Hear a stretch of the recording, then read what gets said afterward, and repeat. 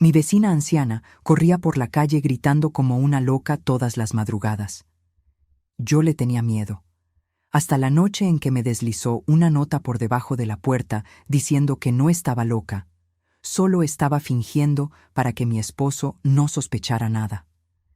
«Mira las cámaras de seguridad del patio», decía el papel.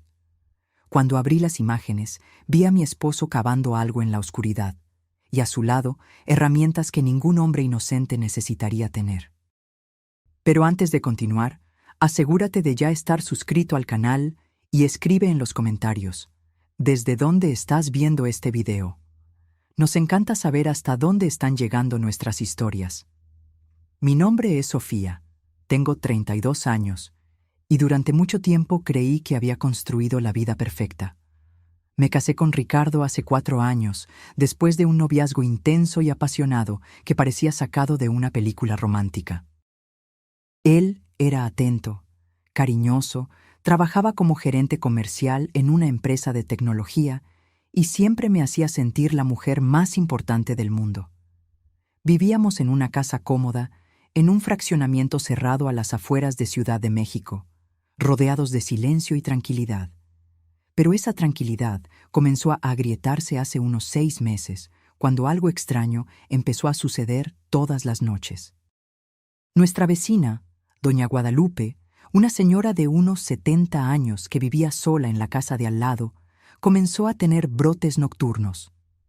Siempre alrededor de las 2 de la mañana, yo despertaba con el sonido de pasos apresurados en la acera y gritos agudos que cortaban la madrugada como cuchillos. Ella corría de un lado a otro frente a nuestro portón, gritando cosas sin sentido, a veces riendo de forma histérica, otras veces llorando como si estuviera viendo algo terrible. Al principio estaba aterrada. Mi corazón se aceleraba cada vez que escuchaba esos gritos. Despertaba sudando frío, agarrada al brazo de Ricardo, implorándole que hiciera algo. Pero él siempre me calmaba con esa voz serena y firme que tanto amaba. «Amor, doña Guadalupe está enferma. Tiene demencia senil. No podemos culparla por eso», decía él, acariciando mi cabello mientras yo temblaba bajo la manta. «Si llamamos a la policía o a los bomberos, la internarán en un lugar horrible. ¿Quieres eso en tu conciencia?» Y yo, claro, no quería. Ricardo tenía ese don de hacerme sentir culpable por tener miedo, como si mi compasión estuviera faltando. Entonces me tragaba el pavor e intentaba volver a dormir, aún con los gritos resonando por la calle vacía. Las semanas fueron pasando y los episodios se convirtieron en parte de la rutina. Cada madrugada, el mismo ritual. Doña Guadalupe aparecía corriendo, gritando, golpeando postes, riendo sola. Los otros vecinos también se quejaban, pero nadie hacía nada concreto. Algunos decían que tenía familia en otra ciudad, pero que la habían abandonado allí. Otros hablaban de que siempre había sido extraña, incluso antes de envejecer. Ricardo seguía siendo mi puerto seguro. Nunca demostraba irritación con la situación, solo una paciencia casi santa. A veces lo veía por la ventana, observando a doña Guadalupe de lejos, con una expresión pensativa que no podía descifrar. Cuando le preguntaba qué estaba pensando, él sonreía y decía que solo estaba preocupado por su seguridad. «Puede lastimarse corriendo así en la oscuridad», comentaba él. «Pero no hay mucho que podamos hacer, amor, a no ser tener paciencia». Y yo tenía paciencia, o al menos intentaba tenerla, pero el miedo no se iba. Cada noche me iba a dormir con el corazón oprimido, sabiendo que en pocas horas sería despertada por esos gritos. Comencé a tener insomnio. Tomaba té de manzanilla, melatonina, cualquier cosa que me ayudara a relajar. Pero nada funcionaba completamente. Una cosa que comenzó a incomodarme, además de los gritos, eran pequeños detalles que venía notando en Ricardo. Cosas que antes no les prestaba atención, pero que ahora parecían acumularse como piedritas en un zapato. Por ejemplo, él estaba saliendo más tarde del trabajo. Llegaba a casa a veces después de las 11 de la noche, cansado, con ropa ligeramente sucia de tierra o polvo. Cuando le preguntaba, decía que estaba supervisando obras de infraestructura de TI en empresas clientes, que necesitaba visitar almacenes y espacios en construcción. Tenía sentido. Yo no tenía motivo para dudar. Pero también estaba el hecho de que comenzó a bloquear el celular con contraseña. Antes era solo el reconocimiento facial y yo tenía acceso libre si necesitaba usarlo para cualquier cosa. Ahora, una contraseña de 6 dígitos, que él decía ser exigencia de la empresa por cuestiones de seguridad. Nuevamente, tenía sentido. Y estaba el patio. Nuestro patio era grande, con algunos árboles frutales y un césped que a Ricardo le encantaba cuidar. Pero recientemente comenzó a mover una zona específica, cerca del árbol de guamúchil en el fondo. Dijo que estaba planeando construir una tarima de madera, un espacio gourmet para recibir amigos. Comenzó a cavar, a mover tierra, a traer materiales. Hacía todo solo, generalmente por la noche o los fines de semana, diciendo que era una sorpresa para mí y que quería hacerlo con sus propias manos. Me parecía extraño que hiciera eso solo, sin contratar a nadie, pero Ricardo siempre fue muy manitas, muy hábil, y yo estaba demasiado ocupada con mi propio trabajo como diseñadora gráfica, trabajando en casa la mayor parte del tiempo para cuestionar mucho, hasta que llegó esa noche. Ricardo tenía un viaje de negocios a Guadalajara, 3 días de conferencias y reuniones. Salió la mañana de un jueves, me dio un beso prolongado en la frente y me dijo que tuviera cuidado, que cerrara bien las puertas, que no abriera a extraños. Como siempre, celoso y preocupado. Me quedé sola en casa esa noche de jueves. Cené poco, vi una serie en Netflix, intenté relajarme, pero la soledad de la casa grande me dejaba inquieta. Seguía escuchando ruidos, el viento golpeando las ventanas, el crujido de la madera del techo, pequeños chasquidos que parecían pasos. Y entonces, puntualmente a las 2 de la mañana, comenzaron los gritos de doña Guadalupe. Esta vez parecía diferente, más cerca, más insistente. Yo estaba acostada en la cama, rígida de miedo, cuando escuché un sonido distinto, un arrastre, como si algo estuviera siendo empujado por debajo de la puerta principal. Me levanté despacio, el corazón martilleando en el pecho. Me puse las pantuflas y caminé hasta la sala, encendiendo las luces por el camino. Cuando llegué cerca de la puerta, vi un trozo de papel blanco doblado en el suelo.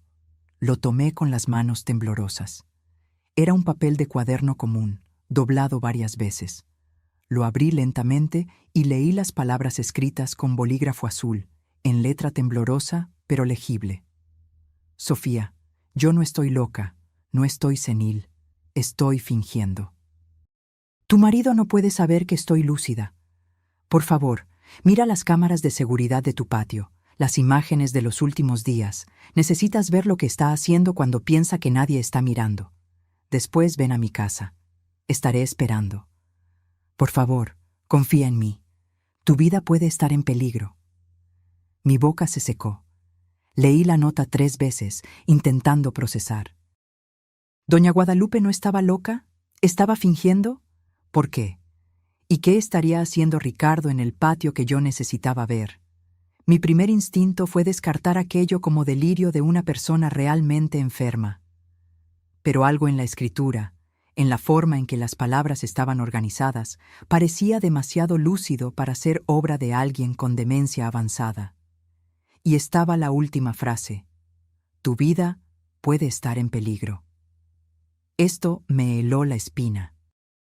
Fui hasta la oficina donde estaba el computador conectado al sistema de seguridad de la casa. Ricardo había instalado cámaras hacía cerca de 1 año, diciendo que era para nuestra protección, ya que el fraccionamiento estaba apartado y tenía algunas casas desocupadas. Teníamos cámaras en la entrada, en la cochera, en el área de servicio y en el patio trasero. Encendí el computador con las manos temblando. Accedí al software de monitoreo.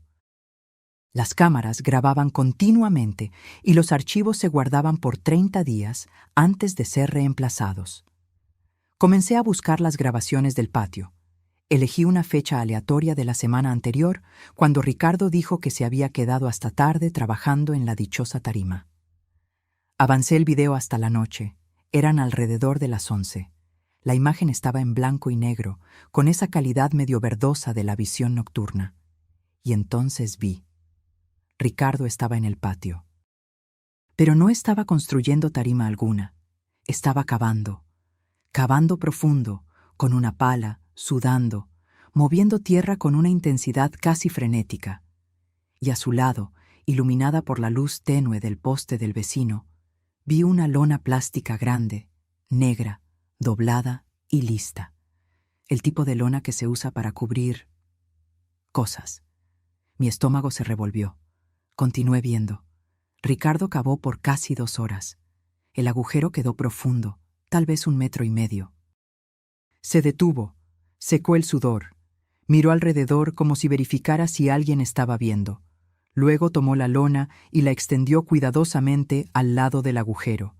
Y después tomó algo que hizo que mi sangre se congelara, una cuerda gruesa y una cinta adhesiva industrial. Él colocó aquello dentro del agujero, lo cubrió con un poco de tierra y luego salió de escena. Pausé el video. Mis manos sudaban tanto que el ratón casi se me resbala. Intenté respirar, pero parecía que no había aire suficiente en la sala. ¿Qué era aquello? ¿Por qué mi esposo estaba cavando un agujero enorme en el patio, escondiendo lona, cuerda y cinta adhesiva? ¿Y por qué hacerlo en medio de la noche, a escondidas? Busqué otras fechas. Él había hecho esto en al menos 3 noches diferentes en las últimas 2 semanas. Siempre el mismo patrón. Llegar tarde, ir directo al patio, cavar, organizar materiales, cubrir todo de vuelta. Y en una de las grabaciones vi algo que me hizo levantar y caminar en círculos por la sala, con ganas de vomitar. Ricardo estaba agachado cerca del agujero y tenía un objeto en la mano. Acerqué la imagen lo máximo que pude. Era un cuchillo grande, de mango negro, que él limpiaba cuidadosamente con un paño antes de guardar en una bolsa. No era un cuchillo de cocina, era un cuchillo de caza, del tipo que corta carne con precisión. Me senté en el suelo, abrazando mis rodillas, intentando no entrar en pánico.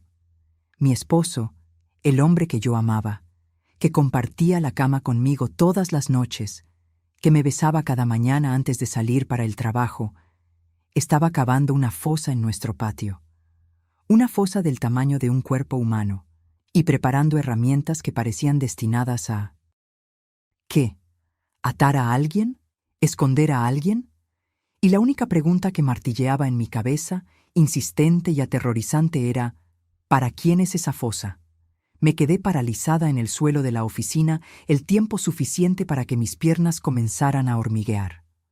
La luz del computador iluminaba mi rostro en tonos azulados, mientras mi cerebro intentaba desesperadamente encontrar una explicación racional para lo que acababa de ver.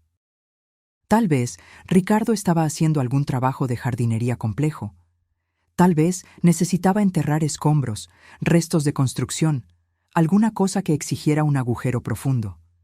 Pero entonces, ¿por qué la lona? ¿Por qué la cuerda? ¿Por qué el cuchillo? ¿Y por qué esconderme todo esto a mí? Miré nuevamente la nota de doña Guadalupe, todavía arrugada en mi mano. Tu vida puede estar en peligro. Las palabras parecían pulsar en el papel, ganando un peso que ya no podía ignorar. ¿Será que ese agujero era para mí? La idea era demasiado absurda para procesar. Ricardo me amaba. ¿No es así? Siempre fue atento, cuidadoso, presente. Nunca me levantó la voz. Nunca demostró señal alguna de violencia o agresividad. Éramos felices. Yo estaba segura de que éramos felices.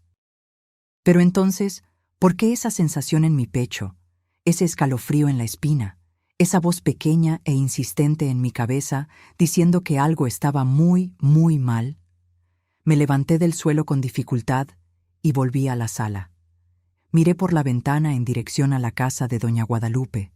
Estaba todo oscuro y silencioso ahora. Ella había dejado de gritar hacía unos minutos. La nota decía que fuera hasta allí, que ella estaría esperando. Parte de mí quería cerrar todas las puertas, meterme bajo las mantas y fingir que nada de aquello estaba sucediendo. Esperar a que Ricardo volviera del viaje, actuar normalmente, tal vez hasta preguntar sobre la tarima de forma casual y evaluar su reacción. Pero otra parte de mí, la parte que acababa de ver a mi esposo preparar lo que se parecía mucho a una fosa clandestina, sabía que no podía simplemente ignorar aquello. Si doña Guadalupe tenía información, si ella sabía algo que yo no sabía, necesitaba escucharla. Me puse unos tenis, me vestí con una sudadera por encima del pijama y tomé mi celular. Verifiqué 3 veces que tuviera la batería llena. Pensé en llamar a alguien, a mi hermana, a mi mamá, a una amiga. ¿Pero qué diría? Oye, creo que mi marido está cavando una fosa en el patio. ¿Voy a casa de la vecina loca a investigar? Iban a pensar que me estaba volviendo loca. Abrí la puerta principal con cuidado, mirando a ambos lados antes de salir. El fraccionamiento estaba completamente silencioso. No había alumbrado público fuerte, solo los postes espaciados que creaban más sombras que luz. La casa de doña Guadalupe estaba a solo 20 metros de la mía, pero el camino hasta allí parecía kilométrico. Caminé rápido por la acera, los brazos cruzados sobre el pecho. Cuando llegué al portón de ella, dudé. ¿Y si esto era una trampa? ¿Y si doña Guadalupe estuviera realmente loca y me estuviera atrayendo dentro de su casa con algún propósito chiflado? Pero entonces la puerta principal se abrió, iluminando el camino hasta la entrada. Y allí estaba ella. Doña Guadalupe no parecía en absoluto la mujer despeinada e histérica que yo veía corriendo por las calles todas las noches. Estaba usando ropa sencilla pero limpia, pantalón de chándal y una sudadera de manga larga. El cabello blanco estaba recogido en un moño bajo y organizado, y sus ojos, los ojos que yo siempre imaginé vacíos y confusos, estaban perfectamente lúcidos, fijos en mí con una intensidad que me hizo detenerme a mitad de camino. «Sofía», dijo, y su voz era firme, sin rastro alguno de la locura performática que yo estaba acostumbrada a escuchar. «Pasa, por favor. Necesitamos hablar». Tragué saliva y avancé. Pasé por el portón, crucé el pequeño jardín delantero y entré en la casa. El interior era sorprendentemente normal. Muebles antiguos pero bien cuidados, olor a lavanda, todo arreglado y limpio. Nada que sugiriera que una persona con demencia senil vivía allí. Doña Guadalupe cerró la puerta detrás de mí y puso el seguro. El sonido del cerrojo me hizo saltar. «Disculpa», dijo ella, notando mi sobresalto. «Es precaución. Siéntate, por favor». Ella señaló un sofá de tela floreada y me senté en la orilla, tensa, las manos apretadas en mi regazo. Doña Guadalupe se sentó en un sillón frente a mí y me miró con una seriedad que me hizo sentir como si estuviera siendo evaluada. «¿Viste las imágenes?», preguntó directamente, sin rodeos. Asentí, la voz atrapada en la garganta. «¿Y?», insistió. «¿Entendiste lo que está pasando?». Yo no sé», admití, y mi voz salió débil, casi un susurro. «Ricardo está cavando un agujero en el patio. Hay una lona, herramientas, pero no entiendo». «¿Por qué? ¿Para qué?». Doña Guadalupe suspiró hondo, como si estuviera reuniendo fuerzas para contar algo muy pesado. «Sofía, voy a ser directa contigo porque no tenemos mucho tiempo. Ricardo no es quien tú crees que es. Y ese agujero en tu patio no es para una tarima o una remodelación». Mi corazón se aceleró. «¿De qué estás hablando?». «Estoy hablando de que tu esposo está planeando matarte». Las palabras cayeron sobre mí como un balde de agua fría. Negué con la cabeza, rehusando. «No. Eso no tiene sentido. Ricardo me ama. Él finge amarte». Doña Guadalupe me interrumpió, la voz dura pero no cruel. «Así como fingió amar a las otras», parpadeé, confundida. «¿Las otras?». Ella se levantó y fue hasta un pequeño escritorio en la esquina de la sala. Abrió un cajón y sacó una carpeta de archivo. Volvió y la colocó frente a mí, abriéndola para revelar un montón de papeles, fotos impresas y anotaciones. Hace 6 años, una mujer llamada Berenice murió en circunstancias sospechosas. Estaba casada con un hombre que trabajaba en el sector de tecnología. Vivían en una casa apartada, así como ustedes. Fue encontrada muerta en el patio y la policía archivó el caso como accidente doméstico, caída seguida de traumatismo craneal. El esposo, devastado, vendió la casa y desapareció. Ella empujó una foto en mi dirección. Era de una mujer joven, bonita, de cabello castaño y sonrisa amplia. Y a su lado, en la foto de boda, estaba un hombre. Un hombre que no reconocí de inmediato, pero que tenía rasgos familiares. La mandíbula, la forma de los ojos.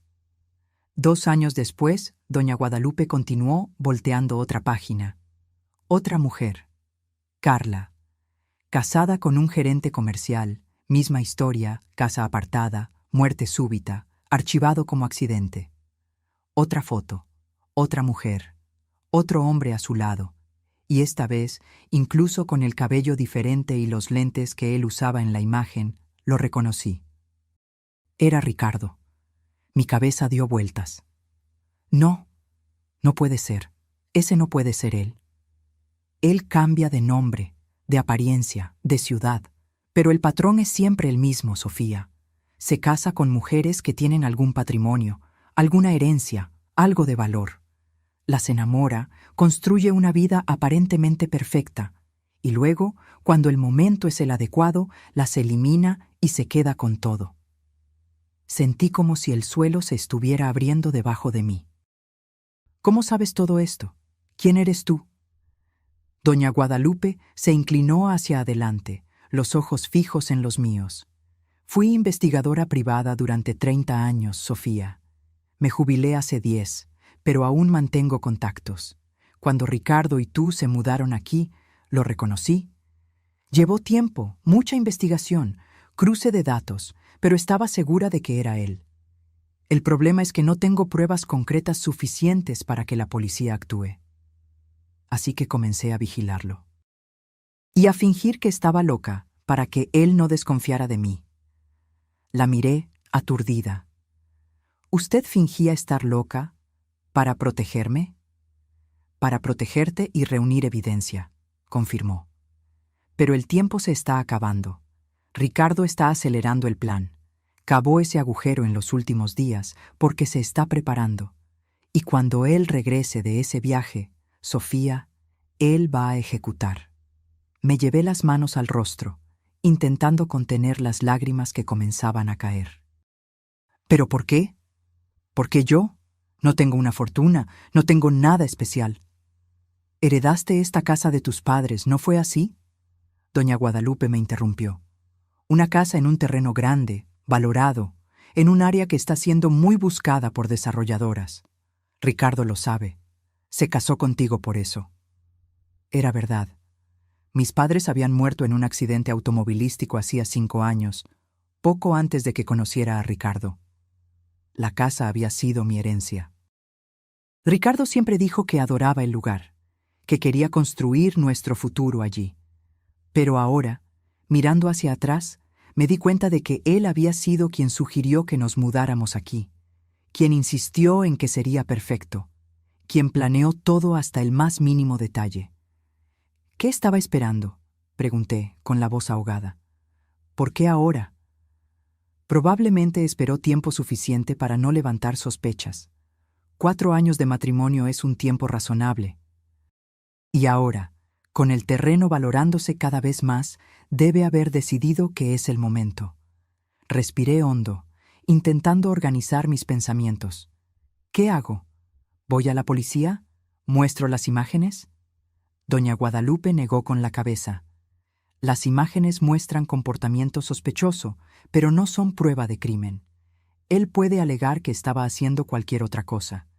Y sin un cuerpo, sin evidencia concreta de intención de homicidio, la policía no puede arrestarlo. «¿Entonces qué hago?», pregunté, desesperada. «¿Espero a que me mate?». «No», dijo doña Guadalupe, firme. Lo atrapamos en flagrancia. Hacemos que él se rebele. La miré sin entender. Vas a volver a casa. Vas a actuar normalmente cuando él regrese del viaje. Y vamos a armar una situación en la que él se vea forzado a mostrar sus verdaderas intenciones, con testigos, con pruebas irrefutables. Todo mi cuerpo temblaba. Eso es una locura. No puedo fingir que todo está bien sabiendo que él quiere matarme. Puedes, Sofía, y vas a poder, porque la alternativa es huir ahora y pasar el resto de la vida mirando hacia atrás, esperando que él te encuentre. Hombres como Ricardo no se rinden fácilmente. Cerré los ojos, sintiendo el peso de la decisión. Mi vida entera había cambiado en una sola noche. El hombre que amaba, en quien confiaba, era un asesino. Y ahora yo necesitaba ser lo suficientemente fuerte para enfrentarlo. ¿Qué necesito hacer?, pregunté finalmente, abriendo los ojos y mirando a doña Guadalupe. Ella sonrió. No una sonrisa feliz, sino una sonrisa de alguien que reconoce el valor cuando lo ve. Primero, vas a volver a casa. Mañana actúas como si nada hubiera pasado. Respondes sus mensajes normalmente. Y cuando él regrese, ponemos nuestro plan en acción. Volví a casa con las piernas temblorosas y la cabeza dando vueltas. Cada sombra en la calle parecía observarme. Cada ruido me hacía saltar. Cerré la puerta con llave tan pronto entré. Verifiqué todas las ventanas 2 veces y fui directo al dormitorio. Pero no pude dormir ni un minuto esa noche.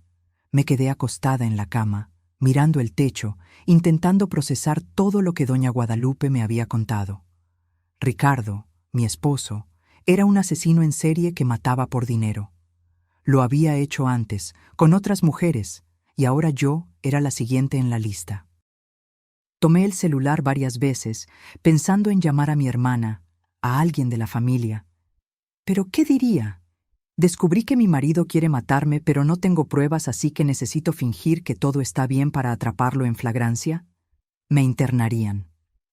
De madrugada recibí un mensaje de Ricardo. Amor, la reunión terminó tarde. Mañana hay más. Te amo. Duerme bien. Miré esas palabras en la pantalla, tan comunes, tan normales, tan cariñosas, y sentí náuseas. ¿Cómo podía escribir eso sabiendo lo que estaba planeando hacerme? ¿Cómo alguien puede ser tan frío, tan calculador? Respondí con un simple «Te amo también, buenas noches», como haría normalmente. Y luego me quedé mirando la conversación, preguntándome cuántas otras mujeres habían recibido mensajes parecidos de él antes de morir.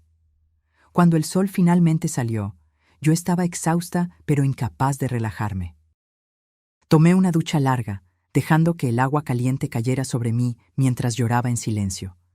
Intenté recomponerme. Necesitaba actuar normalmente. No podía dar ninguna señal de que sabía algo. Durante el día trabajé en el computador, o al menos fingí trabajar. En realidad, pasé horas buscando en Internet, buscando información sobre las mujeres que doña Guadalupe había mencionado. Encontré noticias antiguas, obituarios, algunos artículos sobre las muertes. Y en todos, la misma narrativa. Accidentes domésticos trágicos, maridos devastados, ninguna sospecha. Ricardo había sido perfecto en cubrir sus rastros. Si no fuera por doña Guadalupe, él habría sido perfecto conmigo también. Por la tarde, ella apareció en mi puerta, vestida con su ropa de siempre, un poco descuidada, el cabello despeinado a propósito. Pero sus ojos estaban alertas, inteligentes. ¿Podemos hablar?, preguntó, lo suficientemente alto para que pareciera que solo estaba siendo una vecina amable. La dejé entrar. Nos sentamos en la sala y ella me pasó un pequeño objeto, un broche de perla. Es una cámara y micrófono, explicó en voz baja. Ponte esto cuando Ricardo regrese, grabará todo. Tomé el broche, sintiendo el peso de él en la palma de mi mano. Parecía tan pequeño, tan frágil, para cargar la responsabilidad de posiblemente salvar mi vida. ¿Y después?, pregunté. ¿Cuál es el plan exacto? Doña Guadalupe se inclinó hacia adelante. Cuando él regrese, vas a decirle que necesitas hablar con él sobre algo importante. Lo llevarás al patio, cerca del agujero que él cavó. Lo vas a confrontar, pero de forma que él se sienta en control. Hombres como él adoran echarse flores, presumir cuando creen que ganaron. ¿Y si él me ataca antes de eso? Yo estaré vigilando. Tengo cámaras apuntadas a tu patio desde mi casa. A la menor señal de peligro real, llamo a la policía. Pero necesitamos que él se incrimine, Sofía. Necesitamos que él admita lo que está planeando, de preferencia con detalles. Me mordí el labio, nerviosa. ¿Y si él no cae en la trampa? ¿Y si se da cuenta? No se dará cuenta. Hombres como Ricardo son arrogantes. Él cree que eres demasiado frágil, demasiado ingenua para desconfiar de él. Usa eso a tu favor. Pasamos el resto de la tarde ensayando. Doña Guadalupe me hizo repetir varias veces lo que debía decir, cómo debía actuar, cómo provocar a Ricardo de forma sutil sin parecer demasiado obvio. Era como memorizar un guión para una obra de teatro, excepto que el escenario era mi propia casa y el precio del error era mi vida.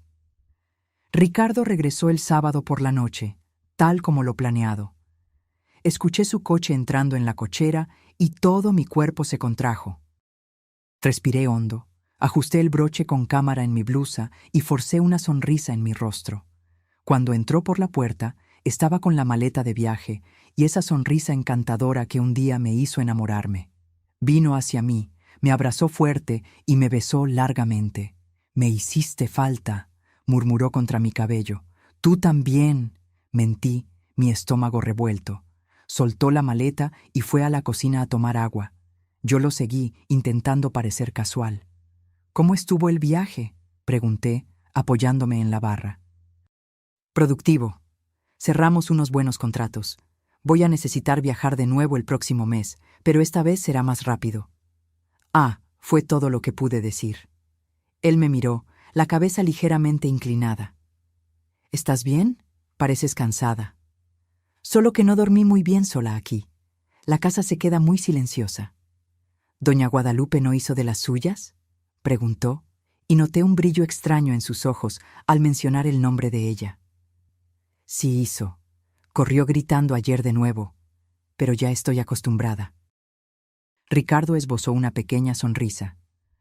«Pobrecita, va a terminar lastimándose en algún momento de estos». La forma en que dijo eso me dio escalofríos. Parecía más una predicción que preocupación genuina. Aclaré mi garganta. «Ricardo, quería hablar contigo sobre una cosa. Es importante». Él se enderezó, atento. «Claro, ¿qué pasó?». «Es sobre el patio, sobre lo que estás construyendo allí». Vi un cambio sutil en su expresión, una tensión casi imperceptible alrededor de sus ojos. «¿La tarima? ¿Qué tiene?». «Es que estaba mirando por la ventana el otro día y vi que hiciste un agujero muy grande allí, y me dejó curiosa. ¿Puedes mostrarme cómo va a quedar? Quiero entender el proyecto». Ricardo se quedó en silencio por un momento demasiado largo. Luego sonrió, pero la sonrisa no alcanzó sus ojos. «Claro, amor. ¿Quieres ir ahora?». «Podemos», respondí, intentando mantener la voz firme. Pasó su brazo por mis hombros y me guió hasta la puerta trasera. Mi corazón latía tan fuerte que estaba segura de que él podía oírlo. Pasamos por el área de servicio y salimos al patio. La noche estaba clara, con una luna llena que iluminaba todo con una luz plateada y fría. Caminamos por el césped hasta llegar cerca del guamúchil. Y allí estaba, el agujero. Lo había cubierto con tablas de madera, probablemente para disimular, pero se podían ver los bordes, la tierra removida alrededor. «Entonces», dijo Ricardo, soltando mi hombro y caminando hasta la orilla del agujero. «Aquí va a ser la cimentación de la tarima. Necesita ser profundo para quedar estable». «Parece muy profundo para una simple tarima», comenté, acercándome cautelosamente. «Es que quiero hacer algo elaborado, con diferentes niveles, ¿sabes? Va a quedar hermoso». Hablaba con tanta naturalidad, tanta convicción, que por un segundo casi le creí. Casi olvidé que estaba mirando lo que probablemente sería mi sepultura. «Ricardo», comencé, y mi voz tembló ligeramente. «Necesito preguntarte una cosa, y quiero que seas honesto conmigo». Él se volteó hacia mí, con la expresión curiosa. «Claro, puedes preguntar». «¿Por qué te casaste conmigo?» La pregunta lo tomó por sorpresa. Él parpadeó, confundido. «¿Cómo que por qué?» «Porque te amo, Sofía. Tú lo sabes». «¿Pero por qué yo específicamente? ¿Qué te atrajo de mí?» «Amor, ¿por qué estás preguntando esto?», dijo, dando un paso en mi dirección. «¿Te estás sintiendo insegura?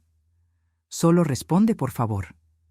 Ricardo suspiró, como si estuviera siendo paciente con una niña.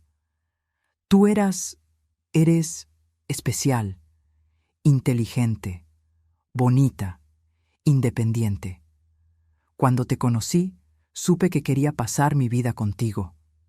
«¿Y la casa?», pregunté, mi voz volviéndose más firme. «La casa que heredé de mis padres». «¿Eso tuvo alguna influencia en tu decisión?». Vi el cambio en su rostro. Sutil, pero estaba allí, la máscara comenzando a agrietarse. «¿Qué clase de pregunta es esa?», dijo, y había una dureza nueva en su tono. «Es una pregunta simple, Ricardo. ¿Te casaste conmigo por la casa?».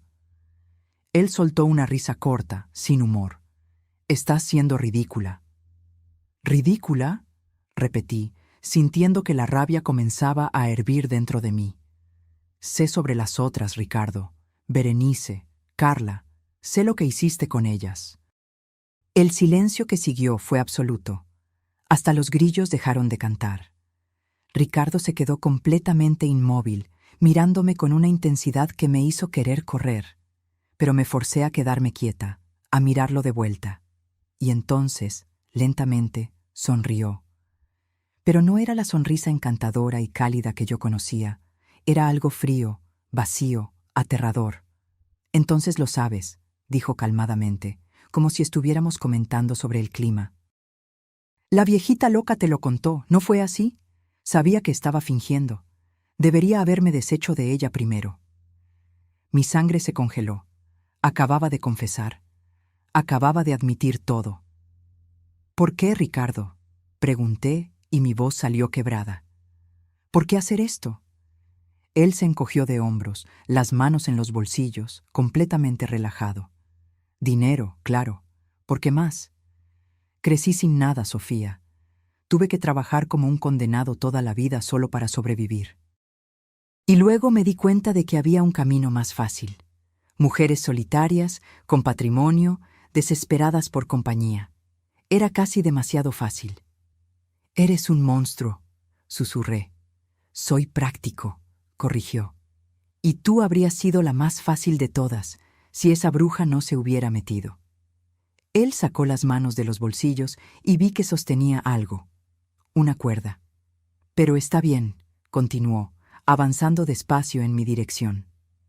«Esto solo complica un poco las cosas, pero el resultado será el mismo». Retrocedí, pero él fue más rápido. Agarró mi brazo con fuerza, tirando de mí hacia el agujero. «¡No!», grité, intentando soltarme. Y entonces, de repente, luces fuertes se encendieron alrededor del patio. Voces gritando, personas corriendo. Ricardo se detuvo, confundido, mirando a todos lados. Y antes de que pudiera procesar lo que estaba sucediendo, policías surgieron de detrás de la cerca, de los laterales de la casa, rodeándonos completamente. «Policía, suéltela y ponga las manos donde podamos ver». Ricardo me soltó aturdido. Corrí lejos de él hacia los policías. Y allí, cerca de la cerca, vi a doña Guadalupe con una tableta en las manos mostrando la grabación en vivo de lo que acababa de suceder. Ella había planeado todo. Las cámaras, la policía escondida, esperando el momento exacto. Ricardo fue esposado, aún sin parecer creer que había sido atrapado. Me miró una última vez antes de ser llevado, y lo que vi en sus ojos no fue remordimiento o arrepentimiento. Era solo rabia por haber fallado. Los días que siguieron fueron un borrón de declaraciones, abogados y entrevistas con la policía. La casa quedó acordonada como escena del crimen por casi una semana entera. Cordón de aislamiento amarillo, peritos revisando cada rincón del patio, excavando el agujero que Ricardo había cavado, buscando más evidencia. Encontraron más de lo que esperaban. Además de la lona, la cuerda y la cinta adhesiva, hallaron una caja de herramientas enterrada cerca del guamúchil. Dentro de ella, guantes quirúrgicos, más cuerdas, una sierra manual, productos de limpieza pesada e instrucciones escritas en detalle sobre cómo deshacerse de un cuerpo sin dejar rastros. Ricardo había planeado cada paso con una frialdad que me dejó nauseabunda por días. Fui obligada a quedarme en un hotel durante el periodo de la investigación. Doña Guadalupe se ofreció a quedarse conmigo, y acepté sin dudar. No podía estar sola. Cada vez que cerraba los ojos, veía el rostro de Ricardo esa noche, admitiendo todo con esa calma aterradora. Las grabaciones del broche con cámara y las cámaras que doña Guadalupe había instalado estratégicamente alrededor de la casa fueron fundamentales. Capturaron cada palabra de su confesión, cada movimiento. No había forma de negarlo, de alegar malentendido o montar una defensa. Ricardo estaba acabado. La investigación se profundizó. La policía comenzó a investigar los casos anteriores que doña Guadalupe había mencionado. Berenice y Carla. Los casos fueron reabiertos, se solicitaron exhumaciones, se hicieron nuevos análisis forenses. Y, una por una, las piezas encajaron. Ricardo no era solo un asesino. Era un depredador meticuloso que había operado por casi una década, cambiando de identidad, de apariencia, de ciudad, siempre un paso adelante de las autoridades. Había usado al menos 5 nombres diferentes. Tenía cuentas bancarias en 3 estados. Y, lo más perturbador de todo, tenía un cuaderno donde anotaba detalles sobre sus víctimas. Cuando la policía me mostró el cuaderno, sentí como si me hubieran dado un puñetazo en el estómago. Allí estaba yo, Sofía, 32 años, diseñadora gráfica, heredera de propiedad valuada en 8 millones de pesos, debilidades, baja autoestima, dependencia emocional, familia distante. Estrategia: romance intenso, matrimonio rápido, aislamiento gradual de los amigos. Eliminación prevista para después de 4 años de matrimonio. Método: caída accidental seguida de traumatismo craneal. Había planeado mi muerte desde el principio. Desde el primer encuentro, la primera conversación, el primer beso. Todo había sido calculado, ensayado, ejecutado con precisión quirúrgica. Encontré mi entrada junto a las anotaciones sobre Berenice y Carla. Los métodos eran siempre parecidos, pero adaptados a cada situación. Berenice había caído de una escalera. Carla se había ahogado en la bañera. Yo sería víctima de un accidente en el patio, probablemente empujada dentro del agujero y dejada allí hasta morir, o muerta antes y enterrada. Lloré por horas después de ver aquello. No por Ricardo, sino por mí misma. Por cuánto tiempo había vivido al lado de un monstruo sin darme cuenta. Por cómo había sido manipulada, usada, transformada en nada más que una transacción financiera. Mi familia, finalmente, se enteró de todo. Mi hermana viajó inmediatamente para quedarse conmigo. Mi madre entró en shock y necesitó acompañamiento médico por algunos días. Todo el mundo había adorado a Ricardo. Había sido el yerno perfecto, el cuñado atento, el esposo ejemplar. La idea de que todo había sido una farsa, una performance elaborada, era demasiado difícil de procesar. ¿Cómo no te diste cuenta?, me preguntó mi hermana una noche, mientras estábamos sentadas en el cuarto del hotel. No era una acusación, sino una pregunta genuina, cargada de confusión y dolor. Porque él era bueno en eso, respondí, mirando la pared. Sabía exactamente qué decir, cómo actuar, cuándo retroceder y cuándo avanzar. Él estudió esto, Amanda.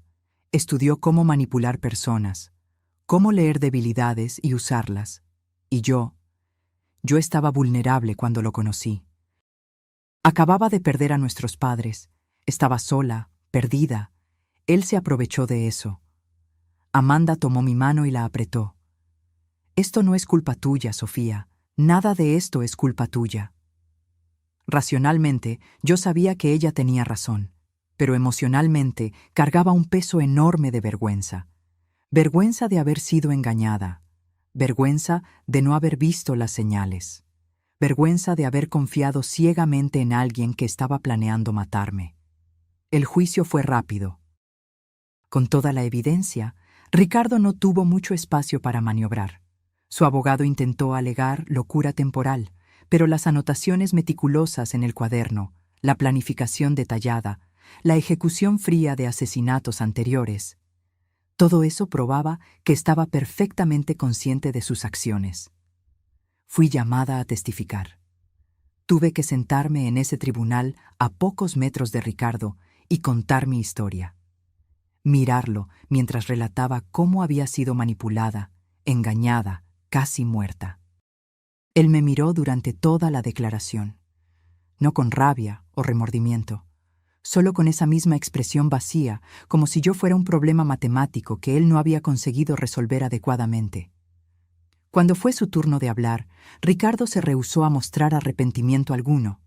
Dijo que había hecho lo que era necesario para sobrevivir en un mundo injusto, que mujeres como yo, que heredaban patrimonio sin trabajar por él, no merecían aquello. Que él estaba solo redistribuyendo recursos de forma más eficiente. La frialdad con que hablaba era perturbadora. Hasta el juez pareció afectado. Fue condenado a 3 cadenas perpetuas consecutivas, sin posibilidad de libertad condicional, una por cada víctima confirmada: Berenice, Carla y el intento contra mí. La fiscalía estaba investigando otros casos aún, de mujeres que habían desaparecido en circunstancias sospechosas en ciudades donde Ricardo había vivido. Cuando la sentencia fue leída, sentí un alivio inmenso, pero también un vacío extraño. Se había hecho justicia, pero las cicatrices permanecían. Volví a casa semanas después del juicio. La policía había liberado la propiedad, pero no podía mirarla de la misma forma. Cada habitación cargaba memorias envenenadas. La sala donde veíamos películas. La cocina donde él preparaba el desayuno para mí los domingos. El cuarto donde dormíamos juntos, donde él me abrazaba todas las noches mientras planeaba mi muerte. Doña Guadalupe apareció el primer día que regresé. Traía un pastel casero y una sonrisa amable. «¿Cómo estás?», preguntó, sentándose conmigo en el porche. «Sobreviviendo», respondí honestamente. Creo que es la mejor descripción. Solo sobreviviendo. Ella asintió, comprensiva. Llevará tiempo. El trauma no se cura de la noche a la mañana. Pero eres fuerte, Sofía. Más fuerte de lo que imaginas. No me siento fuerte, me siento estúpida, rota. No eres ninguna de las dos, dijo firmemente. Fuiste víctima de un depredador sofisticado. Eso no te hace débil o tonta, te hace humana.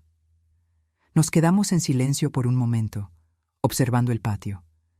El agujero había sido rellenado, el césped replantado. Pronto, no habría señal física de lo que había sucedido allí, pero las marcas emocionales permanecerían por mucho tiempo. «¿Por qué hizo esto?», pregunté de repente. «¿Por qué arriesgó tanto para salvarme? Usted ni siquiera me conocía bien». Doña Guadalupe suspiró, mirando el horizonte. «Porque ya he visto muchas víctimas a lo largo de mi carrera. Mujeres que fueron engañadas, usadas, descartadas. Y la mayoría de las veces llegaba demasiado tarde. Solo podía recolectar evidencia, cerrar casos, traer justicia post-mortem. Pero contigo tuve la oportunidad de llegar a tiempo, de impedir que otra vida fuera desperdiciada. No podía dejar pasar esa oportunidad». Sentí lágrimas ardiendo en mis ojos. «Gracias, gracias por no rendirse conmigo». Ella apretó mi mano. «No tienes que agradecer. Solo promete que seguirás viviendo. Viviendo de verdad. No solo existiendo. No dejes que él te robe más de lo que ya robó. Era un pedido difícil, porque Ricardo había robado mucho. Había robado mi confianza, mi inocencia, mi capacidad de creer en la gente fácilmente. Había transformado cada relación que había tenido en algo sospechoso, contaminado. Pero prometí intentarlo. Le prometí a ella y a mí misma que no dejaría que ese trauma me definiera para siempre. Los primeros meses fueron los más difíciles. Comencé terapia intensiva, 2 veces por semana. Mi terapeuta, doctora Paulina, era especialista en trauma y TEPT. Me ayudó a entender que lo que estaba sintiendo, el miedo constante, las pesadillas recurrentes, la desconfianza generalizada, eran respuestas normales a una situación anormal. Pasaste por una traición profunda, me explicó en una de las sesiones. No fue solo el descubrimiento de que tu marido quería matarte. Fue la percepción de que la persona en la que más confiabas, que compartía tu vida, tu cama, tus sueños, nunca fue quien pensaste que era. Eso sacude los cimientos de lo que crees sobre las relaciones, sobre tu propia capacidad de juicio. Tenía razón. Yo cuestionaba cada decisión que había tomado, cada momento que había pasado con Ricardo, intentando identificar las señales que había perdido. ¿Cómo había conseguido engañarme tan completamente? ¿Qué tipo de persona era yo para no haberme dado cuenta de que estaba viviendo con un asesino? Tú no eres responsable de su sociopatía, doctora Paulina insistía siempre.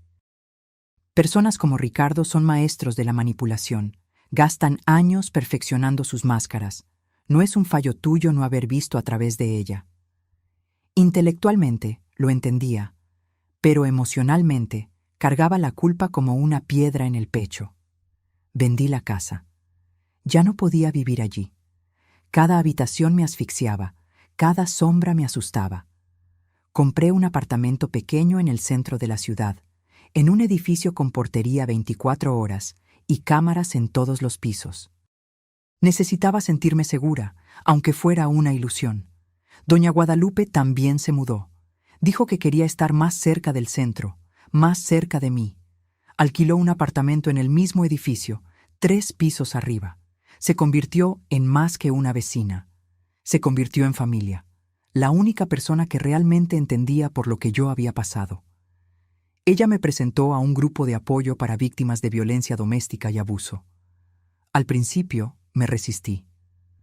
No fui abusada físicamente, argumenté. Ricardo nunca me levantó la mano. Pero abusó de ti psicológicamente, replicó doña Guadalupe. La manipulación es abuso, Sofía. El control es abuso. Y la planificación de homicidio definitivamente califica. Fui a la primera reunión renuente, sintiendo que estaba invadiendo un espacio que no era mío. Pero tan pronto como las otras mujeres comenzaron a compartir sus historias, me di cuenta de que tenía más en común con ellas de lo que imaginaba. Historias de manipulación sutil. De aislamiento gradual de amigos y familia. De gaslighting, cuando el abusador te hace dudar de tu propia percepción de la realidad. De control financiero disfrazado de cuidado. De amenazas veladas encubiertas por declaraciones de amor. Una mujer, Julia, describió cómo su exmarido la convenció lentamente de que ella era incapaz de tomar decisiones sola. Comenzó con pequeñas cosas. Deja que yo elija el restaurante, tú siempre dudas demasiado. Y escaló hasta el punto en que ella no podía ni comprar ropa sin la aprobación de él. Otra, Mariana, contó cómo su pareja la aisló de toda la familia, creando conflictos fabricados, haciéndole creer que todos estaban en su contra, que solo él realmente se preocupaba. Yo reconocía elementos de esas historias en mi propia experiencia. Ricardo nunca había sido agresivo o controlador de forma obvia. Pero mirando hacia atrás, veía los patrones. Cómo sutilmente me desmotivaba a mantener contacto frecuente con mi familia, siempre con excusas razonables. Cómo siempre sabía exactamente qué decir para hacerme sentir culpable cuando yo cuestionaba algo. Cómo yo me había vuelto gradualmente dependiente de su aprobación para sentirme bien conmigo misma. Compartí mi historia por primera vez en ese grupo. Fue liberador y aterrador al mismo tiempo. Cuando terminé, estaba temblando, lágrimas corriendo por mi rostro, pero al mirar alrededor, vi solo comprensión, solidaridad, fuerza colectiva. «Sobreviviste», dijo Julia, tomando mi mano. «Viste el mal a los ojos y sobreviviste. Eso te convierte en una guerrera». No me sentía como una guerrera, pero estaba comenzando a entender que la supervivencia por sí misma era un acto de coraje. Volví al trabajo gradualmente. El diseño gráfico era algo que podía hacer desde casa, a mi propio ritmo.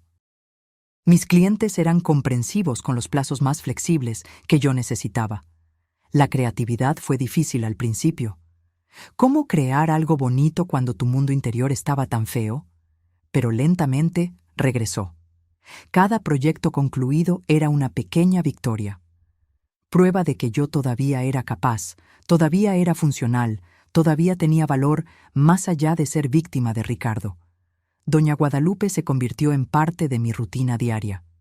Tomábamos café juntas todas las mañanas. Ella contaba historias de los casos antiguos que investigó, siempre con lecciones incluidas sobre resiliencia, sobre no dejar que el mal gane, sobre la importancia de confiar en los instintos. «Tu instinto estaba intentando avisarte», me dijo una mañana. Sentiste que algo estaba mal, incluso sin poder nombrar el qué. El problema es que se nos enseña a ignorar esos instintos, especialmente a las mujeres. Se nos enseña a ser educadas, a dar el beneficio de la duda, a no hacer un drama. Pero a veces, hacer un drama salva tu vida. Pensé en las noches que había pasado en vela, sintiendo esa sensación extraña en el pecho cuando miraba a Ricardo. En las veces que cuestioné mentalmente alguna cosa que él dijo, pero dejé pasar. En los momentos en que todo mi cuerpo gritaba, algo está mal, pero mi cabeza racionalizaba, encontraba explicaciones. ¿Cómo sabemos cuándo confiar en los instintos y cuándo estamos solo siendo paranoicas?, pregunté. Doña Guadalupe pensó por un momento. Creo que la cuestión no es saber con certeza. Es darte permiso para investigar, para hacer preguntas incómodas, para poner tu seguridad por encima de la educación. Es mejor ser llamada paranoica y estar viva que ser considerada confiada y terminar muerta. Era una verdad dura, pero necesaria. 6 meses después del juicio recibí una carta. Era de Ricardo, de la cárcel. Mi primer instinto fue romperla sin leer. Pero la curiosidad ganó. La carta era corta, escrita con letra esmerada.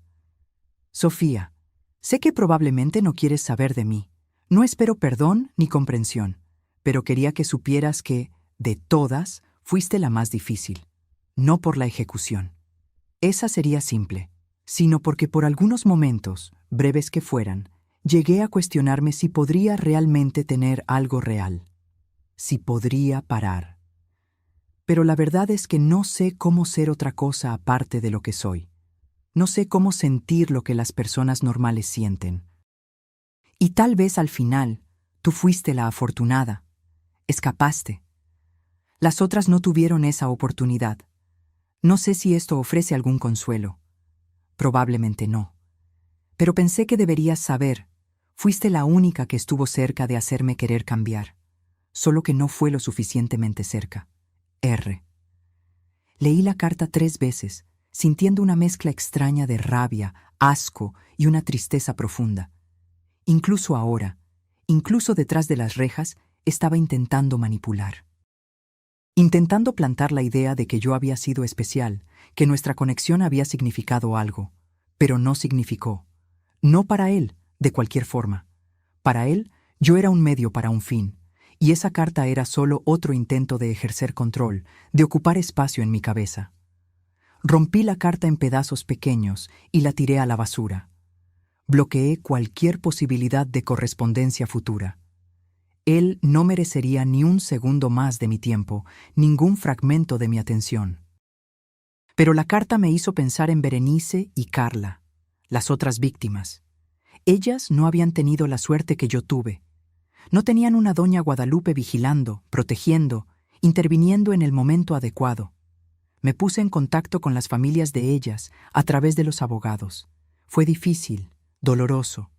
¿Cómo te presentas a personas que perdieron a seres queridos a manos del hombre que tú llamaste esposo?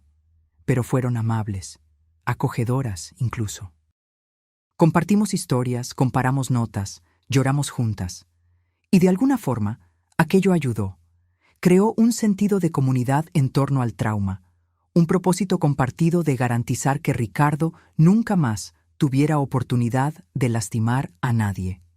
Juntas, trabajamos con una organización que ayudaba a víctimas de crímenes violentos. Ofrecimos testimonios, participamos en campañas de concientización, hablamos en escuelas y universidades sobre señales de relaciones abusivas, sobre la importancia de confiar en los instintos, sobre cómo operan realmente los depredadores. Era emocionalmente agotador. Cada vez que contaba mi historia en público, revivía el trauma. Pero también era catártico. Transformaba mi dolor en algo útil, en algo que podría salvar otras vidas.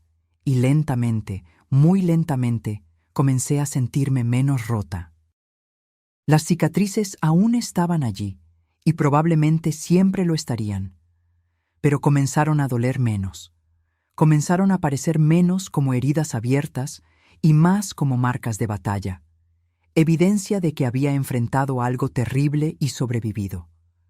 Un año después del juicio, decidí hacer algo que hacía meses venía evitando. Volví al barrio donde vivía con Ricardo. No a la casa. Esa ya había sido demolida por una constructora, sino al barrio, a las calles que solía caminar, a los lugares que formaban parte de mi vida antes de que todo se desmoronara. Doña Guadalupe fue conmigo. ¿Estás segura de que estás lista?, preguntó en el coche. No, admití. Pero creo que nunca voy a estar totalmente lista, y necesito hacerlo. Necesito probarme a mí misma que puedo. Llegamos al final de la tarde, cuando el sol comenzaba a descender en el horizonte, tiñendo todo de tonos anaranjados. El barrio estaba más concurrido de lo que recordaba. Nuevas casas habían sido construidas, nuevas familias se mudaron. La vida había continuado, indiferente al drama que se había desarrollado allí. Caminamos despacio por la calle. Cuando llegamos al terreno donde estaba mi antigua casa, me detuve y miré el espacio vacío. Tablones rodeaban el lugar. Máquinas de construcción estaban estacionadas, señalando que pronto algo nuevo sería erigido allí. Era extraño pensar que aquel lugar, que una vez representó mi hogar, mis sueños de futuro, ahora era solo un lote vacío esperando ser transformado en otra cosa. Como si todo lo que sucedió allí hubiera sido borrado, reemplazado. Pero yo sabía que no había sido borrado. No para mí. Las memorias estaban todas allí, vívidas y dolorosas. ¿Puedes ver belleza aquí todavía?, doña Guadalupe preguntó suavemente. Pensé por un momento. No sé, pero tal vez no necesite ver belleza. Tal vez solo necesite aceptar que esto fue parte de mi historia, sin dejar que defina quién soy. Ella sonrió, aprobando. Eso es madurez emocional, Sofía. Estás creciendo a través del dolor, no a pesar de él. Continuamos caminando, pasando por otras casas, por vecinos que saludaban sin reconocerme. Era liberador ser invisible allí, ser solo otra persona de paso. Cuando volvimos al coche, me sentí más ligera. No curada, pero más completa. Como si hubiera cerrado un ciclo, aunque los bordes aún estuvieran un poco deshilachados. En el camino de vuelta, doña Guadalupe me contó más sobre su pasado, sobre los casos que investigó, los criminales que ayudó a capturar, pero también sobre los casos que no consiguió resolver, las víctimas que no pudo salvar a tiempo. Llevo algunas de ellas hasta hoy, admitió, mirando por la ventana. Hay una especialmente, Ana. Tenía tu edad, casada con un hombre encantador, exitoso. Vecinos me llamaron porque desconfiaban de cosas extrañas. Comencé a investigar, pero fui demasiado despacio. Cuando finalmente reuní suficiente evidencia, ella ya estaba muerta. Él alegó suicidio. Con mi investigación, conseguimos probar que fue homicidio. Él fue arrestado. Pero Ana siguió muerta. Hizo una pausa, la voz volviéndose más baja. Eso fue hace casi 15 años. Y desde entonces me prometí a mí misma que si tenía otra oportunidad, si veía otro caso parecido, no sería lenta. No esperaría por la evidencia perfecta, actuaría. Fue por eso que fingió estar loca, dije, entendiendo. Para tener acceso, para protegerme sin levantar sospechas. Exactamente. No iba a permitir que sucediera otra Ana. No si podía evitarlo. Sentí una oleada de gratitud tan fuerte que casi me asfixió. Usted salvó mi vida, Guadalupe, literalmente. Y tú le diste sentido a los últimos años de mi jubilación, respondió con una sonrisa triste. A veces creo que nos salvamos mutuamente, de formas diferentes. Esa noche, sola en mi apartamento, pensé mucho sobre el propósito, sobre cómo el trauma puede romperte, pero también puede moldearte en algo más fuerte, más consciente, más empático. Decidí hacer algo concreto con mi experiencia. Con la ayuda de doña Guadalupe y las familias de Berenice y Carla, creamos una fundación. El objetivo era ofrecer apoyo a víctimas de relaciones abusivas, educar sobre señales de alerta y financiar investigaciones de casos sospechosos que las autoridades no estaban priorizando. La llamamos Fundación Renacimiento. El nombre era a propósito.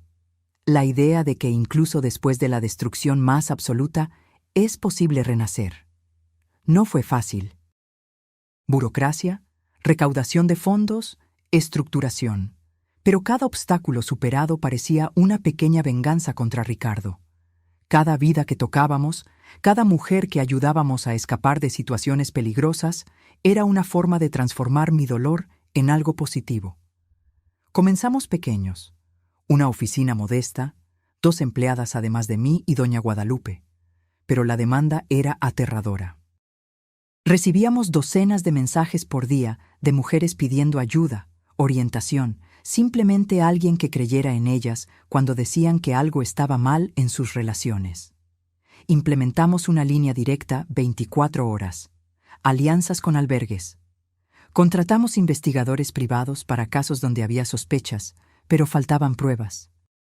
Y creamos un programa educativo para escuelas, enseñando a jóvenes sobre relaciones saludables, sobre consentimiento, sobre cómo identificar comportamientos abusivos desde el principio.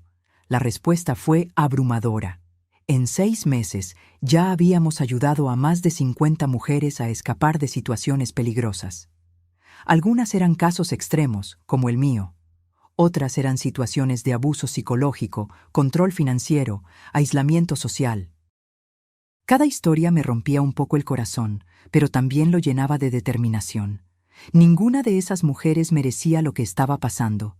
Y si yo podía usar mi experiencia, mi supervivencia, para marcar una diferencia en sus vidas, entonces tal vez todo el sufrimiento tendría algún propósito. 2 años después del juicio de Ricardo, recibí una llamada inesperada. Era la fiscal que había trabajado en el caso. Tenía novedades. Durante la investigación continua, la policía había identificado a 3 posibles víctimas más de Ricardo en otros estados. Mujeres que habían desaparecido o muerto en circunstancias sospechosas en periodos que coincidían con la presencia de él en esas regiones. Una de ellas, Patricia, había sido reportada como fugitiva por el entonces esposo, uno de los alias de Ricardo. Él alegó que ella había abandonado el matrimonio y desaparecido con otro hombre. El caso nunca fue investigado a fondo. Con las nuevas evidencias, encontraron el cuerpo de Patricia, enterrado en una propiedad rural que pertenecía a una de las identidades falsas de Ricardo. Había sido estrangulada. Las otras 2 víctimas aún estaban desaparecidas, pero la policía estaba cavando, en el sentido literal y figurado, en propiedades asociadas a Ricardo. Creemos que puede haber más, me dijo la fiscal por teléfono. Puede ser que haya estado haciendo esto por más tiempo de lo que imaginábamos. Tal vez desde sus 20 y tantos años. Sentí náuseas. ¿Cuántas, cree usted? Difícil decir. Pero entre casos confirmados, sospechosos y posibles, Tal vez una docena. Una docena de mujeres. 12 vidas destruidas. 12 familias destruidas. Y yo casi había sido la 13ª. Él va a pasar el resto de la vida en la cárcel, ¿verdad? Pregunté, aunque ya sabía la respuesta. Sin lugar a dudas. Con estas nuevas acusaciones responderá por múltiples homicidios. No hay posibilidad de que vuelva a ver la libertad. Después de colgar, me senté en el suelo de la oficina de la fundación y lloré. Lloré por Patricia. Lloré por Berenice y Carla. Lloré por las mujeres de las que aún ni sabíamos los nombres. Lloré por la sensación abrumadora de impotencia ante tanto mal. Doña Guadalupe me encontró así, sentada en el suelo, los ojos rojos.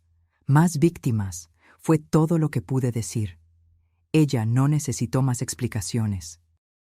Se sentó a mi lado en el suelo, no intentando consolarme con palabras vacías, solo quedándose allí, presente, sólida. ¿Qué hacemos con esto?, pregunté después de un tiempo. ¿Con la conciencia de que existen tantos monstruos por ahí, depredando a mujeres inocentes? Hacemos exactamente lo que estamos haciendo, doña Guadalupe respondió. Luchamos, educamos, protegemos a quienes podemos proteger. No ganamos todas las batallas, Sofía, pero ganamos algunas. Y cada vida salvada, cada mujer que escapa, cada depredador que cae, es una victoria. Ella tenía razón. Yo no podía salvar a todas. No podía deshacer lo que Ricardo había hecho, pero podía honrar a las que no sobrevivieron usando mi propia supervivencia para marcar una diferencia.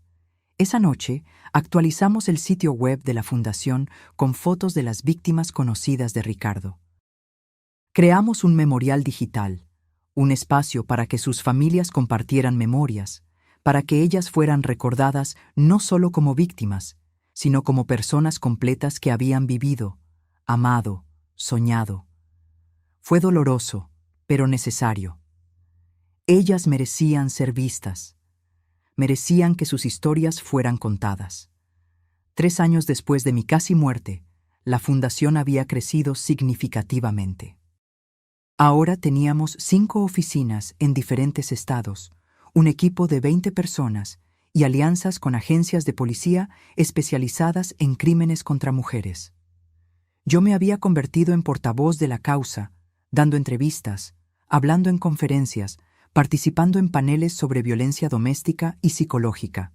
Era agotador, pero también gratificante. Una de las charlas más impactantes que di fue en una universidad. Después de la presentación, una joven de unos 20 años se acercó. Estaba llorando. «Usted acaba de describir mi relación», dijo, la voz temblando. Todo lo que dijo sobre manipulación, sobre aislamiento gradual, sobre sentir que te estás volviendo loca, es exactamente lo que estoy viviendo. Me senté con ella por 2 horas, escuchando, orientando, ayudándola a crear un plan de salida seguro. La conecté con recursos de la fundación. 3 semanas después, recibí un mensaje de ella. Había terminado la relación, estaba viviendo con su familia nuevamente, estaba en terapia. «Usted salvó mi vida», escribió. Estaba tan confundida, creyendo que el problema era yo. Ahora veo que él estaba haciendo todo deliberadamente. Mensajes así hacían que todo el sufrimiento valiera la pena. Cada vida tocada, cada mente abierta, cada mujer salvada, era un golpe contra la impunidad de depredadores como Ricardo. Pero el trabajo también me expuso a historias horribles. Mujeres que no habían escapado a tiempo. Niños que perdieron a sus madres. Familias destrozadas. Cada caso dejaba una marca. Añadía más peso a lo que yo ya cargaba. Volví a tener pesadillas con frecuencia. Siempre variaciones del mismo tema. Ricardo encontrándome, acorralándome, terminando lo que había comenzado. Despertaba sudando, el corazón acelerado. Me llevaba minutos convencerme de que estaba segura, que él estaba tras las rejas, que no podía alcanzarme. Doctora Paulina me ayudó a entender que esto era normal. Estás constantemente reviviendo tu trauma a través del trabajo de la fundación. Es noble, importante, pero también puede ser retraumatizante. Necesitas encontrar equilibrio. Comencé a implementar límites más rígidos, un día a la semana sin ningún trabajo relacionado con la fundación. Tiempo para hobbies, para amigos, para cosas que no tenían nada que ver con trauma o supervivencia. Volví a pintar, algo que adoraba en la adolescencia pero había abandonado. Compré lienzos, pinturas, pinceles. Y comencé a crear. Al principio, las pinturas eran oscuras, violentas, llenas de caos, pero lentamente colores más claros comenzaron a aparecer, formas más suaves, esperanza infiltrándose en la oscuridad. También comencé a salir con alguien nuevamente. Esto fue aterrador. ¿Cómo confiar en alguien después de todo lo que pasé? ¿Cómo abrir mi corazón sabiendo que fui engañada tan completamente antes? Las primeras citas fueron desastres. Yo analizaba cada palabra, cada gesto, buscando señales de manipulación. Cuestionaba todo, desconfiaba de cualquier demostración de afecto. Era agotador para mí e injusto para las otras personas. Hasta que conocí a Pedro. Nos conocimos en una librería, literalmente tropezando el uno con el otro mientras buscábamos libros en la misma sección. Era profesor de historia, dulce, paciente, con un sentido del humor sutil que me hacía reír genuinamente. Nuestra primera conversación duró 3 horas. Él no intentó impresionar con historias elaboradas o encanto excesivo, fue simplemente real. Habló sobre sus propias luchas, sobre haber perdido a su madre por cáncer, sobre cómo eso lo hizo valorar las conexiones genuinas.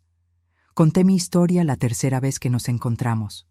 No podía seguir saliendo con él sin que lo supiera. Pensé que lo iba a asustar, que iba a salir corriendo tan pronto supiera el nivel de bagaje que yo cargaba. Pero él solo me escuchó. Cuando terminé, tomó mi mano y dijo: «Gracias por confiarme esto, y lamento mucho lo que pasaste. Pero quiero que sepas, no te veo como rota o dañada. Veo a alguien increíblemente fuerte que sobrevivió a algo horrible y eligió transformar eso en algo positivo». Lloré frente a él por primera vez. No de tristeza, sino de alivio, de ser vista, realmente vista y no rechazada. Nuestra relación progresó despacio. Pedro respetaba mis límites, nunca presionaba, siempre se comunicaba abiertamente.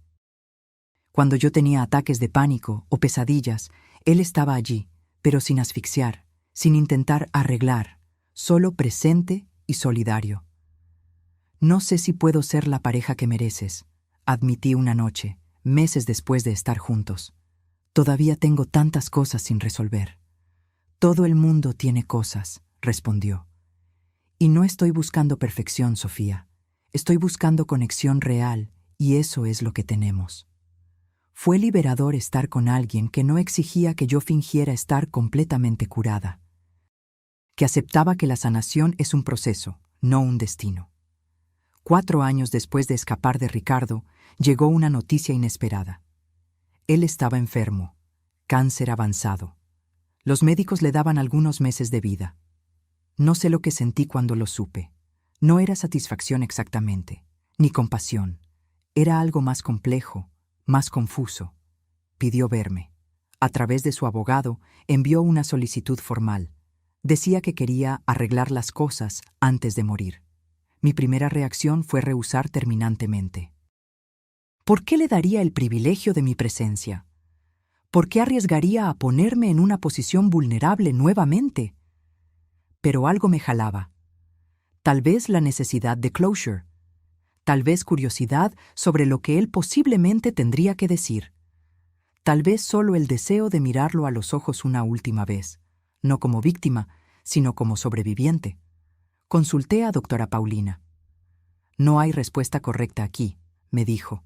«Pero si decides ir, ve preparada, ve con alguien, y recuerda, no le debes nada. Ni perdón, ni comprensión, ni paz mental». Decidí ir. Doña Guadalupe insistió en acompañarme. Pedro también quería venir, pero pensé que sería demasiado. Algunos enfrentamientos necesitamos encararlos solo con las personas que estuvieron allí desde el principio. La cárcel era fría, estéril, con ese olor característico a desinfectante y desesperación. Pasamos por varios niveles de seguridad antes de ser llevadas finalmente a la sala de visitación especial. Ricardo estaba diferente. Mucho más delgado, el cabello completamente canoso, la piel con tono amarillento. El cáncer lo estaba consumiendo visiblemente. Pero los ojos todavía tenían ese brillo calculador que yo recordaba tan bien. Estaba sentado en una silla de ruedas, esposas en las muñecas, a pesar de estar claramente demasiado débil para representar cualquier amenaza física. Me senté a la mesa frente a él. Doña Guadalupe se quedó de pie detrás de mí, una presencia protectora silenciosa. «Sofía», dijo, y su voz estaba ronca, débil. «Gracias por venir». No respondí, solo miré, esperando. Él tosió, una tos profunda y dolorosa. «Sé que no tengo derecho a pedir nada, pero quería pedirte disculpas antes de morir». «Disculpas», repetí, sin emoción. «¿Por intentar matarme? ¿Por matar a otras mujeres? ¿Por destruir familias enteras?» «Por todo», dijo, desviando la mirada. «Sé que no significa nada ahora, pero necesito decirlo. Estaba equivocado. Todo lo que hice estuvo mal». El silencio se instaló entre nosotros. Estudié su rostro, buscando sinceridad por arrepentimiento genuino. Y lo que vi fue nada. Sus palabras eran vacías, mecánicas. Incluso ahora, a las puertas de la muerte, estaba actuando. «Usted no siente remordimiento real, ¿verdad?», pregunté calmadamente. «Está arrepentido de haber sido atrapado, de estar muriendo en la cárcel en lugar de libre y rico, pero no de las mujeres que mató». Sus ojos volvieron a mí, y por un breve momento la máscara se deslizó. Vi frialdad allí, la misma frialdad de esa noche en el patio. «Siento lo que puedo sentir», dijo finalmente.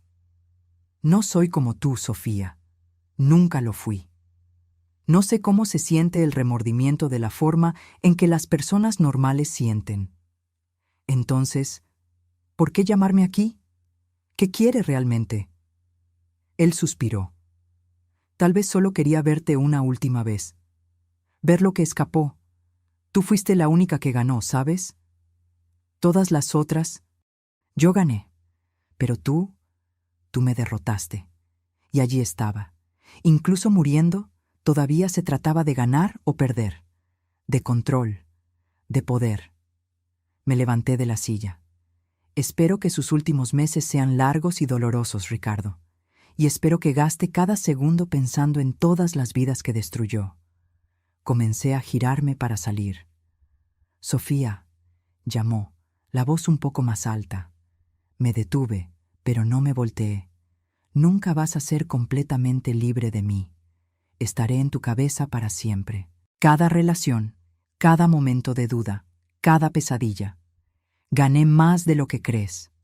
Me volteé y lo miré una última vez. «Te equivocas. Tú no me definiste. Fuiste un capítulo horrible en mi vida, pero no eres toda la historia. Yo elijo quién soy, y elijo no dejar que tengas poder sobre mí». Y salí, Doña Guadalupe a mi lado, su mano firme en mi hombro. Afuera de la cárcel respiré hondo el aire fresco. Sentí como si acabara de escalar una montaña enorme. «¿Cómo estás?», preguntó Doña Guadalupe. «Bien», respondí, y me di cuenta de que era verdad. Mejor de lo que esperaba. Intentó una última manipulación, un último intento de hacerme sentir que todavía tenía poder sobre mí, pero no lo tiene. Ricardo murió 3 semanas después. No fui al funeral. No envié flores ni condolencias. Solo seguí viviendo, seguí trabajando, seguí sanando. Su muerte cerró un capítulo, pero no abrió heridas nuevas. Ya había procesado el trauma, ya había hecho las paces con mi supervivencia. Él era solo una nota a pie de página ahora, no el título de mi historia. 5 años después de esa noche aterrorizante en el patio, mi vida era irreconocible, en el mejor sentido posible. La Fundación Renacimiento se había expandido a 10 estados. Habíamos ayudado a más de 1000 mujeres a escapar de relaciones peligrosas. implementamos programas educativos en más de 100 escuelas. Y trabajamos con legisladores para crear leyes más fuertes contra el acoso, el hostigamiento y la violencia psicológica. Pedro y yo nos casamos en una ceremonia pequeña, íntima, rodeados solo por personas que realmente importaban. Fue tan diferente de mi boda con Ricardo. Aquella había sido un show, una performance elaborada. Esta fue genuina, llena de amor real, de vulnerabilidad real. Doña Guadalupe fue mi madrina. Ahora tenía 80 años, aún tan lista como siempre, todavía trabajando activamente en la fundación. Voy a trabajar hasta el día que me muera, decía. Mientras tenga aliento, lucharé por esas mujeres. Tuvimos un hijo, Gabriel. Cuando descubrí que estaba embarazada, fui invadida por miedos que ni sabía que tenía. ¿Y si yo cargaba algún daño tan profundo que no pudiera ser buena madre? ¿Y si proyectaba mis miedos en él? ¿Y si el trauma me impedía amarlo como merecía? Pero cuando nació y lo sostuve por primera vez, todos esos miedos se disolvieron. Mirar a ese sercito perfecto, tan vulnerable, tan confiado, me llenó de un propósito renovado. Iba a criar un hijo que entendiera el consentimiento, que respetara los límites, que reconociera las señales de abuso. Iba a criar a un hombre bueno en un mundo que desesperadamente necesitaba más hombres buenos. En una tarde de verano, sentada en el balcón de nuestro apartamento con Gabriel durmiendo en mi regazo, miré todo lo que construimos. Yo, Doña Guadalupe, Pedro, todo el equipo de la fundación. Mi celular sonó. Era un mensaje de una de las mujeres que habíamos ayudado recientemente. Una foto de ella y sus hijos en un parque, sonriendo, libres. Ustedes me salvaron, decía el mensaje. Gracias por ayudarme a ver que merecía más.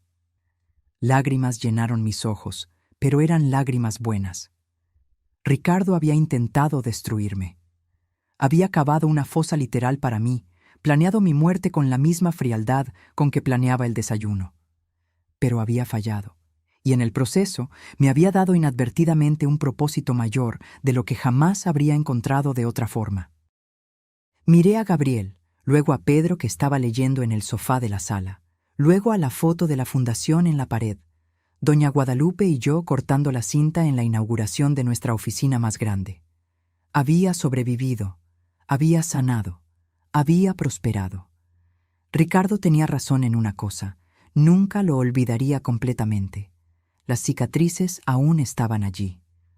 Probablemente siempre lo estarían, pero ellas no me definían. Eran solo parte de mi historia, no la historia entera. Yo era Sofía. Sobreviviente, fundadora, esposa, madre, defensora, guerrera, y estaba viva, gloriosamente, desafiantemente, agradecidamente viva, y eso, al final, era la mayor venganza de todas. Vivir bien, amar bien, marcar la diferencia. Ricardo había cavado una fosa, pero fue él quien cayó en ella. Yo estaba aquí, bajo el sol, respirando aire fresco, sosteniendo a mi hijo, planeando el futuro. Había ganado. Y seguiría ganando, un día a la vez, una mujer salvada a la vez, hasta que no hubiera más Ricardos en el mundo. Hasta que no hubiera más mujeres necesitando ser salvadas. Era un objetivo ambicioso, tal vez imposible. Pero después de todo lo que sobreviví, había aprendido que imposible es solo una palabra. Ahora, si te gustó esta historia, haz clic en suscribirse y dime en los comentarios qué parte te dejó con el ojo cuadrado. Ah, y no olvides hacerte miembro para tener acceso a videos exclusivos que no publico aquí. Te espero allí.